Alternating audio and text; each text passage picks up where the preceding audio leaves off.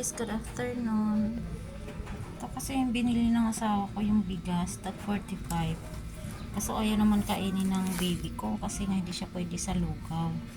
So ito guys, may nakita ko matanda sa labas. Bibigay ko to sa kanya. Siguro mga 2 kilo kasi to sayang din. Ayun guys, oh. Bibigay natin yung bigas kasi pwede pa yan. Yung bigas na yan, di ba bibi ko? Bibigay natin ang bigas doon kay Manong, yung nagtatambay sa labas doon sa may halo-halo. Hindi man natin siya kilala, pero bibigay natin yung bigas kasi mapapakinabangan to nila. Sa ayaw na may pasaing ng asawa ko, kaya yan, kasi hindi daw pwede sa bata kasi masyado daw po siyang may durog. Actually wala man siyang amoy pero ibibigay na lang natin para makatulong tayo sa iba. So yan guys, ilalabas na natin.